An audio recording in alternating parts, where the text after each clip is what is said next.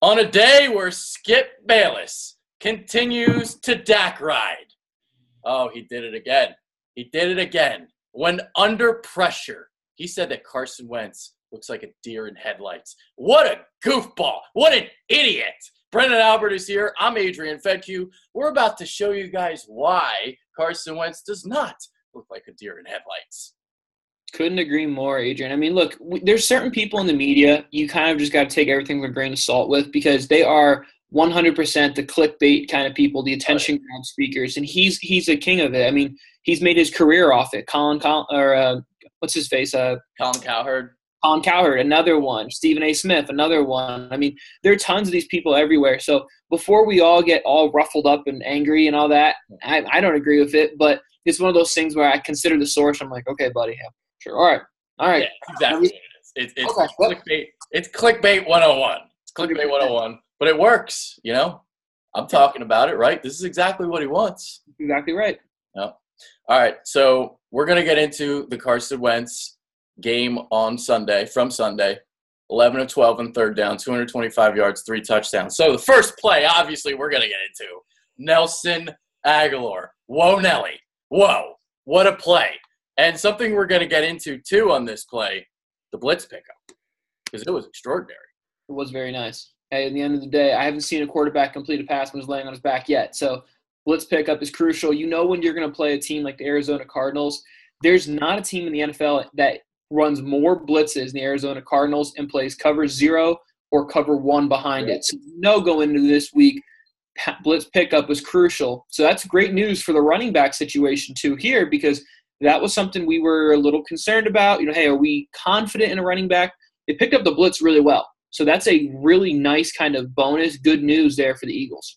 Yeah, and we're going to get into it right here. So is this something you want to get into pre-snap? You want to just go? We can kind of take a quick pre-snap here, all right? So pre-snap here, if we look at it, we have 2 true down defensive linemen.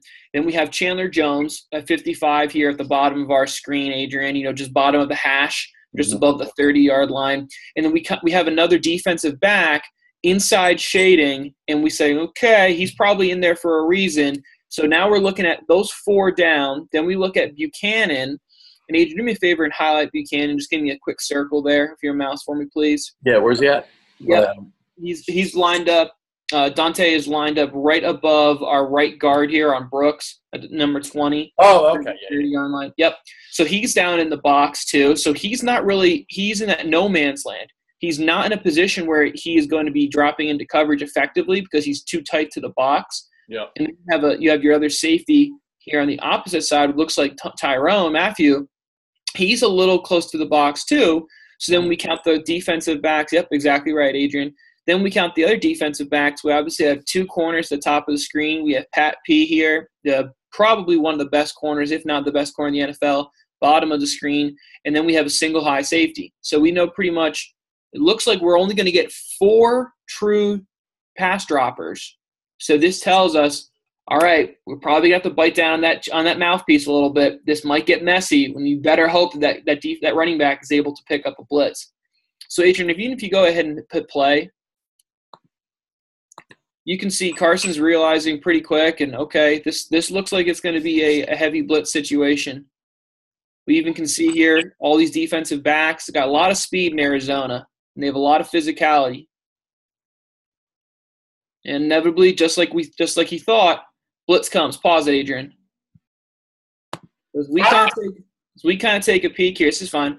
We can count the blitzers. 1, 2, 3, 4, 5, 6, 7. Arizona, as I talked about, is a very, very heavy and aggressive defense. They blitz 7. You have 5 offensive linemen, 1 running back. So automatically you're -1. So this ball has got to come out here. So what I love about this ball is the touch that he puts on, and you can just play this full speed. Oh, the touch. Oh, how he just dropped it into the bucket. I've been talking about that all week. It's amazing. We haven't seen that looping trajectory from Wentz yet. We haven't, and you can play this full speed, Adrian. Yeah. But honestly, Carson, he wouldn't have been able to walk this out and drop it in his hands any better. Just a great ball. And then Nelson, He hits every button on the Xbox controller, the X, the Y, the right joystick, hits everything, and then at the end of the day is able to drop right into the end zone. All right, this is going to be a better look in terms of the blitz pickup. So, yeah, I'll let you do your thing here. But this, I thought they did a great job here. Oh, fantastic job. What I love here is we look at our running back, comes across the face, realizes that we have a slide left. He knows, I have to get out to Tyrone. I have to do it. Carson does a fantastic job of stepping up into the pocket. This was something, Adrian, that we talked about in week 1 with that big touchdown pass that he had against Washington. And my criticism was step up in the pocket and show ball security. This is exactly what I was talking about, right? Mm-hmm. And look at this, too. Yeah. Look at Kelsey. Yep. That is unbelievable. Give me the domino block. Love it. And the prettiest sight in the world, you can see Carson taking his mouthpiece out because he knows I had so much clean time in the pocket. Not only do I have a clear throwing window, this ball is about 40 yards away. I took my mouthpiece out so I can yell and celebrate. And then hit the Y button. All right, now hit the B button now. Now we got to use the right joystick. Now hit the turbo. Love it, man. Just put him every single move right there on him. I love that. It's sweet. Nelson Agholor. We have located him. He is no longer MIA. And there he is. Love it. Love it. Love it. All right, so the ball we're going to get into now is the deep ball to Torrey Smith. So this was a 59-yard touchdown. And, you know, this was a play earlier in the year that we dissected. We talked about in the Redskins game how he got rid of the ball a little bit too late. A second too late allowed Josh Norman to undercut the pass. This time, not as much hesitancy. He completes the pass to Torrey Smith, and it's a touchdown. So first quarter, 54 seconds. Going to get into it here. And we talked about this with the signing of Torrey Smith. His job is to run straight down the field. Yeah. That's as simple as it is. That's his ability. Now, if we pause this, a couple things I want you guys to take a peek at. So, Adrian, do me a favor. Let's highlight that corner on the 50-yard line of Torrey Smith. Yeah. Okay. Notice how he's inside shade. Mm-hmm. Okay. This would tell me pre-snap that he probably doesn't have safety help over his side. If he was head up or outside shade, meaning out closer towards the sideline, he would have known, exactly, Adrian. He would have known, hey, I have help in the middle of the field. But because he is lined up closer to the middle of the field, pre-snap, Carson's saying, okay, so this safety over the top probably isn't going to be by design there to help him.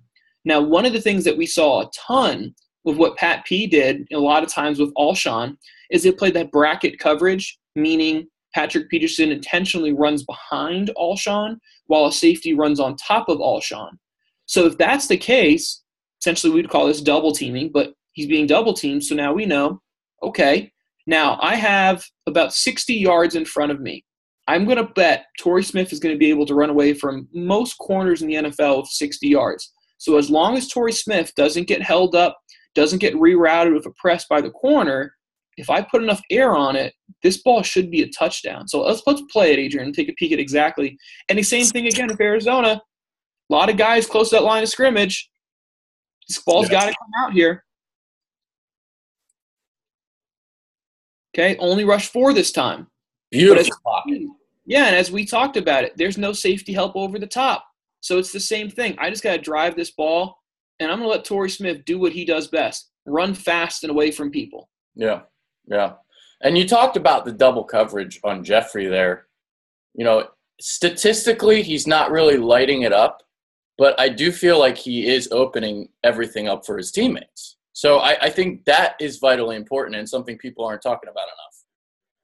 Without a question, Adrian, because if this isn't Alshon, you're probably not getting double coverage. You're not getting double coverage. You're getting single high safety. You're getting single high safety in that play. Torrey Smith's running right into safety. Yep. All right, so opening possession of the game, Carson Wentz converts a pair of 3rd and 11s. We're showing all 4 of the 3rd and 11 plus conversions that he had in the game. So this is the first one. This is the pass to Zach Ertz, who has become Wentz's reliable little safety blanket. And before we get into the play, oh, sorry, you just went white screen, didn't you? Yep, I did now. Yeah. We're okay now. Yeah, it's because I went full screen. When I go full screen, you go white screen. I don't know why it does that. But before you get started here, I want to talk about something. So something that Doug Peterson does when it's 3rd and 10 plus, at least what he used to do, we'll see if it's what he used to do. He likes to call the screen. He likes to be conservative on 3rd and 10 plus. Just punt the football. Just get rid of it. Don't let your rookie quarterback make a mistake. We didn't see that in this game. And you know, this is a quick slant. This is like a slant play. Well, whatever you want to call it, shake route, whatever this is. So this was before the sticks, but it's at least giving his quarterback an opportunity to move the sticks now, and you're not just automatically giving up on 3rd down. So that's the biggest thing I noticed from Doug Peterson on Sunday, as you now talk about this play. Yeah, I'd agree with that. And you know, we're gonna get a dig route here by Ertz, and if we pause it again, Adrian. Look at that box. Look in the first 3 yards of the defense. In the first 3 yards of the defense, we have 3 true defensive linemen with their hands in the dirt. We have another defensive lineman lined up here inside of Ertz, if we want to circle him for us, for our viewers, Adrian. Yep, right there. So we can see here that 4 guys are coming. That linebacker, again, he's really tight to the line of scrimmage. Okay, maybe he's coming again. We know that Arizona loves to blitz with Tyrann Mathieu off the edge, so there's a little bit of a concern there. So this tells us, this tells us pretty much right off the bat that we're pretty much manned up across the board, and we are only concerned here is this middle linebacker, which again here is Dante Buchanan. If we want to circle him, Adrian. He is the biggest read here for Carson. If he blitzes, this means that Ertz is going to have a free middle of the field open, and he'll be able to drive that ball right into Ertz. If he drops to the middle of the field, the next read would actually be the back out of the backfield, because we know that that linebacker has to run across the field to the back, where we know pre-snap he's running an out route. So let's play this, Adrian. Let's kind of take a peek. Once Carson gets the ball, pause it for me. See Tyrone coming off the edge. Yep. Okay. Yes. So again, let's count the rushers. 1, 2, 3, 4, 5, 6. All right. 5 offensive linemen, 1 running back. Everyone has to win. If one guy loses, we get sacked. So this ball has to come out quick. So key thing, as I talked about, Buchanan, middle linebacker, he's coming. This is going to open up the middle of the field. So Carson, his first read, making sure that Zach gets off the release. As long as Zach Ertz gets off his release, this is a first down. If he doesn't, then if we look here at the running back, I believe this is Smallwood coming out of the backfield. Smallwood. I don't know if that's Smallwood didn't play on Sundays. That's either Clement or Barner. Okay. Barner had a nice punt return too. Got to give a shout out for that. But either way, this is a read here based on what happens with this jam. If Zach Ertz can't get off the jam, then we're going to throw it to the running back and let him run in space. So go ahead and play this full speed, Adrian. You'll see exactly what I'm talking about. Gets off the jam, easy money. Pitch and catch, no problem. There it is. And we look at this other view here. And you can see it again. We know that, hey, there's no one out there for Barner. He's wide open. So, you know, I'm okay if you want to be critical and you say, hey, we saw that no one took Barner, throw it to Barner and let him run space. I'm okay with being critical for that, but I think what matters most is it was a first down. Yeah. All right, so another 3rd and 11. This one goes to Jeffery, 9:54 mark. Yep. And you talked about the press. Well, Patrick Peterson simply missed his press on this play. Yep. And as you kind of take a peek here, get a motion. We get motion by Ertz, causes the safety to move over. Now we know for a fact this is definitely man. Yep. Okay. So now Carson's simply saying, all right, just comes down to one-on-one. Will Alshon beat Patrick Peterson in the press? And you can play his full speed, Adrian, because you're going to see that bracket coverage I talked about earlier of where Pat P, he's going to run the trail tech. Runs the trail tech right behind him because he's expecting the safety to be over the top to kind of shrink that throwing window. Yeah. But, I mean, look, this is just a ballsy throw, to be direct. You know, when you have a safety, a corner in front, and a safety over the top, ball's got to be perfect. If it's short, Patrick Peterson gets it. If it's long, safety's going to get it. It's just a great throw, man. There's not much to talk about besides just being a really, really accurate throw. Yeah.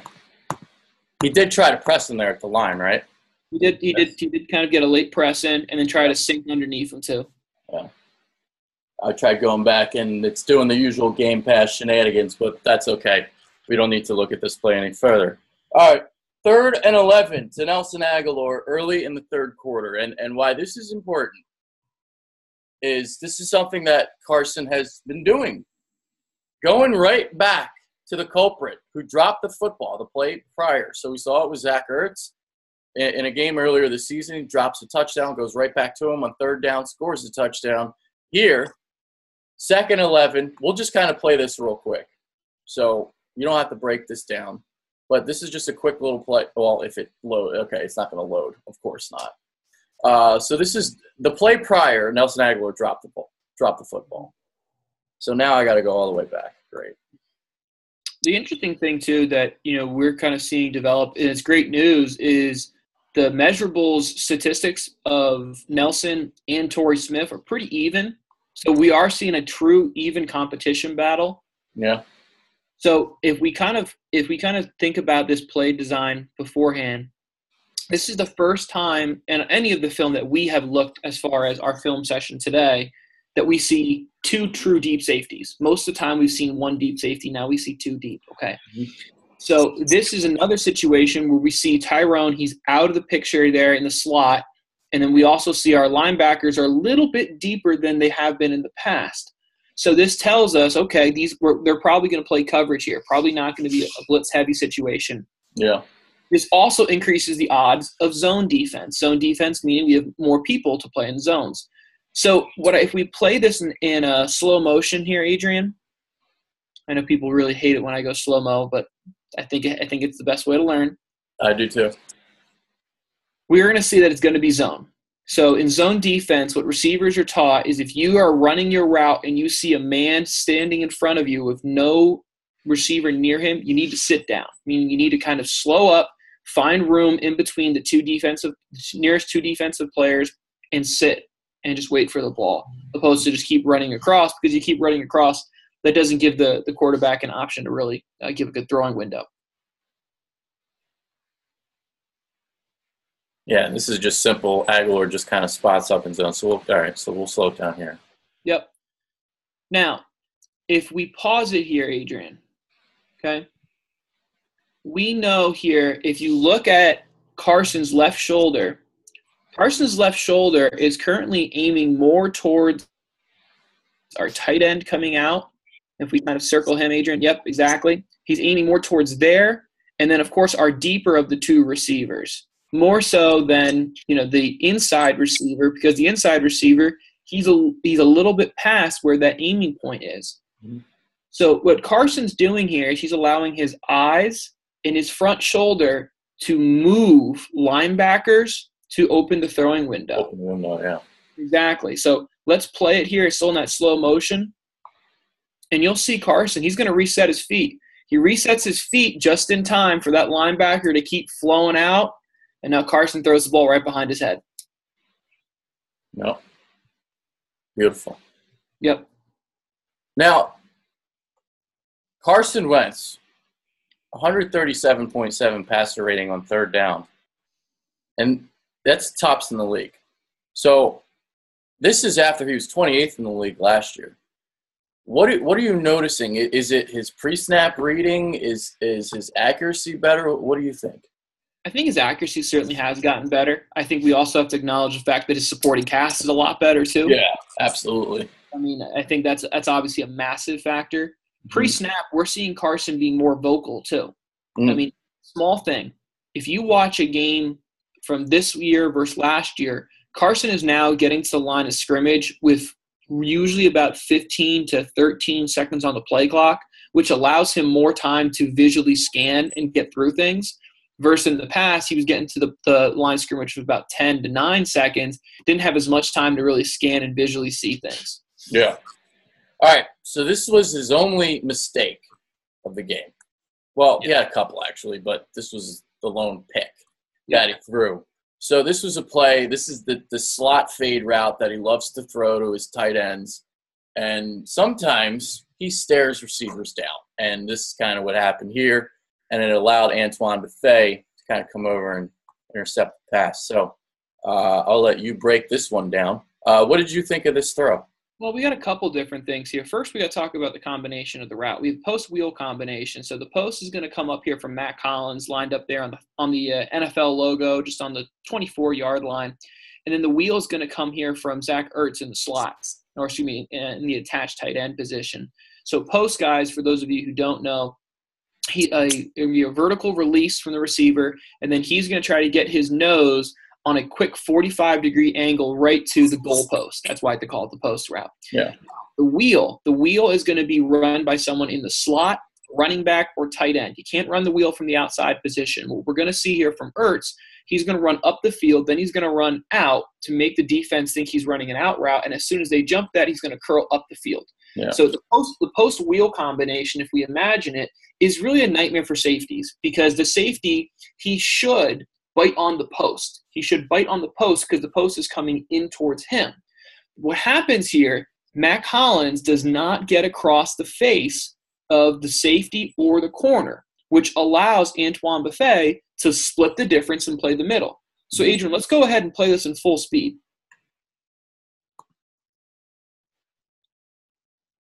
See how Matt Collins is still fighting to get across the middle? Yeah. You see how he ends up pretty much on the 10-yard line? He's got to get to the middle of the field. He's got to get to the middle of the field because you have to run right across the safety's face to make that safety think, oh, my gosh, I got to get over here, which is going to allow the throwing window to be open for Ertz on the wheel. Because Matt Collins isn't able to do that, and Carson, wrongfully so, pre-snap determined, hey, I'm throwing the wheel no matter what. If you look at it, he pretty much is staring this down the whole way, lets it rip. This is easy money for a safety. It's a great job by the corner here for not allowing Matt Collins to get across his face. And if you look at this safety, we have 3 defenders on 2 offensive players. Numbers tell us we're going to lose this more often than not, and that's exactly, unfortunately, what happens. Yeah, that slot fade, that little tight end wheel route, that's that route that he just loves to throw. And I'm sure Bethea knew that on tape because Bethea is a smart player. He's always been a solid safety. And the way he read his eyes and just darted on that ball, I don't see a lot of safeties do that. So on that pass, per se. So, but Matt Collins, yeah, he has to do a better job too. Matt Collins is the salesman. He has to sell that route, and he wasn't able to do it. Now, to be honest, the fault obviously is on Carson. He threw the ball. He knew that when took the snap, doesn't look like this is going to be a good throwing window. So he made a bad decision there. But Matt Collins also deserves more blame than people realize here. Yeah. Well, you can't blame Matt Collins here in Philadelphia. We love him. So he doesn't get any blame. All right. Somebody that got a lot of blame during OTAs, during training camp, Patrick Robinson. And guess who's the #1 cornerback according to Pro Football Focus right now? Patrick Robinson. It's P-Rob. Unbelievable. Now, I don't agree with Pro Football Focus. I don't think he's the best cornerback in football. But he has been remarkable so far this season. My only complaint, Brendan, he's got to hit a jugs machine, as we're about to see right here. Well, there's that old analogy, oh, you play defensive back because you can't catch. Yeah. As a defensive backs coach, I always told my DBs, no, you play defensive back because you wanted to hit and you weren't scared of it like the receivers are. But we got to break this mold here, man. I mean, you got to catch this one. There's not much to say. So when we're looking at this play, this is going to be a true cover 3 look here by the Eagles. Yep. Meaning that, Robinson, he's deep outside third. So if you imagine we split the field in thirds, Robinson has the outside-most third here. So his job is to be deeper than the deepest. So in these type of play calls, his read is going to be, what does number 2 do? So number 2 receiver, right now, I think this is going to be John Brown. I think he's here in the slot inside the 40-yard line. This is Jerron Brown. Yeah, that's John Brown. Yeah, John Brown, not Jerron Brown. Yeah. So what we're going to see him do is he's going to run an out. So when he runs the out, that instantly tells us the corner, we have to take him because Larry Fitzgerald's going to run the in. So when Larry Fitzgerald runs the in, this becomes a combination of the safety and the linebacker having to take him, and now us as a corner having to take the slot receiver running the out. So if we play this in full speed, Adrian, do me a favor and pause it right till Brown gets to about the 50. Okay, perfect timing, Adrian. So we see exactly what we talked about here. Larry Fitzgerald's running that in. He is bracketed by our linebacker, and then we have a safety over the top. This is really good coverage. Now, here's what we need to do to become great coverage. We can see here that where Robinson's located, there's a little space between him and the receiver. Not a lot, but a little bit. But we see there's a lot of space between the receiver and the out-of-bounds markers. What Robinson needs to do is he needs to sink and wall off. So imagine basketball, boxing out. Very similar mindset without obviously being too physical that we get a personal foul, but enough that we start to sink and start to shrink the window, because if we start to do that, what that does is that makes us as the defensive back in a better position to catch the ball than the receiver. Now, as you'll see when Adrian hits play here in a moment, guys, he doesn't do this until the ball is almost already there. So he does it a little too late. If he does it earlier, he has a better chance to pick this off. So, Adrian, go ahead and hit play. I think we'll see what we're talking about here. Now he starts to sink. Right? If he does it a little sooner, if he feels that receiver a little sooner, we're in a better place to pick this off. But either way, it's a good coverage here. Yeah. Great coverage. I don't really see it there. Yeah, tough angle, but that's okay. But something that Patrick Robinson was even doing on this game, because he's been playing a lot of nickel, but they had Malcolm Jenkins playing the slot in this game. So Larry Fitzgerald came into this game with like 850 yards and 11 touchdowns and like 8 career games against the Eagles. The only guy that ever limited Larry Fitzgerald, actually, well, not limited, but without a touchdown, was Malcolm Jenkins. And for the second time in his career, he did not allow Larry Fitzgerald to score a touchdown. He had like 6 receptions for like 60 yards or something, so it wasn't anything too crazy. So you had him playing the nickel, and instead of Rasul Douglas playing outside, you had Patrick Robinson. So that's what was going on. And that makes a ton of sense too, because Larry Fitzgerald has played more and more in the slot. So hey, let's make sure we have our guy who is our best player against the slot move down and play against their best receiver. And just one more play shown, because guess what, Brennan? We are never ever going to talk about Patrick Robinson in one of our Saturday film studies, so we might as well do it now. And as we do it now, of course, the thing freezes because Game Pass disrespects Patrick Robinson as well. And that's okay. I mean, we don't necessarily need to do a ton of breakdown here. This is just a good job of, we're here in the fourth quarter. We know, hey, Arizona's got to start taking some shots. We're up 24 points. We're just going to play bend, don't break defense, stay on top of the receiver. And Robinson does a good job of doing exactly that. Now, again, if we're trying to become a great level corner, we need to do a little better job at, and you kind of can take a peek here. Now we need to be in a dead sprint. It kind of takes him a little longer to get out of his transition. Yeah, I do notice that. But he still does a great job of elevating and attacking the ball at his highest point. We never want the receiver to be behind us, period. And even though it's only a yard and a half, it's still a yard and a half behind us. We never want that to happen in any situation. So it's a good job by him elevating and getting the ball at the highest point. But, again, this is a good play. For us to be a great play, we would have been on top of the receiver in the first place, not behind him. So there you go. Patrick Robinson. That's it. That's all the plays we got today. So I hope you guys enjoyed. I know you're on limited time. You got to get back to work. Yeah, gotta make the big bucks. Yeah, no bucks being made on the Bitter Birds, unfortunately. Maybe someday. Maybe someday. We'll figure it out. All right, so anything else you want to say before you depart? That's it. The only other thing I'll say about the Arizona Cardinals, just because it's relevant today. Yeah. This I don't understand why they made this trade.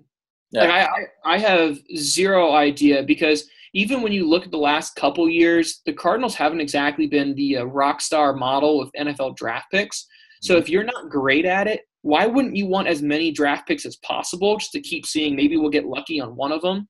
I talked about this, Adrian, you and me talked about this way, way, way earlier in the year. about teams that potentially would trade for a guy like LaShawn McCoy.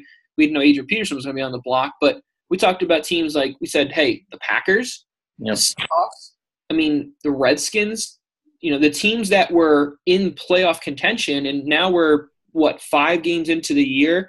We know teams that are playoff contention and aren't. The Cardinals aren't in playoff contention. And it's not like David Johnson blew out his knee for his entire career is over. He is at worst missing the season. So what do you get from Adrian Peterson? Maybe you win one more game, but you still don't make the playoffs. The NFC South, the NFC North, the NFC East, those are going to be all the divisions the wild cards are going to come from. I don't think that they're going to be able to beat up the Rams, let alone the Seahawks. So I just don't get it at all. I just think it's a terrible move. And then New Orleans, it's found money. You had a grumpy running back who didn't want to be there. You have Mark Ingram who's on a contract year, so you got to figure out if you're going to pay him. And then you have a rookie running back who has looked pretty damn good there in Kamara. He probably gets a little more touches now. For New Orleans, great move. Arizona, why? Just why? New Orleans, it's funny because I was questioning why they even signed AP in the first place. But then for them to get a draft pick out of it, hey, good job. They got out of that mess. Do you know what the pick was? I saw conditional draft choice. I don't know what it is. No, I still haven't seen that yet. Yeah, but essentially, if you look at what New Orleans did, they signed a 2017 draft pick. That's pretty much what this transition has turned into. Yeah. This is dumb because the Cardinals stink. I had 3 surprise teams for the year. 2 of them I look good on. One of them I look really stupid on. I really like the Cardinals. I had them as the number 1 team in the NFC. So obviously I completely butchered that one. But Carolina, I'm looking good on them. But you were high on them too. Yep. We both had them win in the NFC South, and then the Jaguars. I don't know which Jaguars team shows up each week, but the defense is playing up to the capability I thought it would. Yep, kudos to you, man. You've crushed the Jags. My big miss right now is the Tennessee Titans. Which is a big miss, especially because I said that they were going to be the highest rushing team in the NFL. They haven't been able to run the ball well. Mariota, a guy I know you're a big fan of, is hurt again. Yeah. It's not looking good there in Tennessee. So that's a little bit of a miss on my part. Yeah. I guess I say a missed on him too. I had him going 10-6, so it's not like, I was pretty much right where you were there. So we both had him win the South. They both still might. They might still win the South. You don't know. You can win the South at 9-7. Exactly. So just win a couple. Get on a little winning streak, and you never know. So, all right, I'll let you go. I know you got to get to work, so that's it. I don't know how long we went today, but great show as always. Appreciate it, guys. All right, later.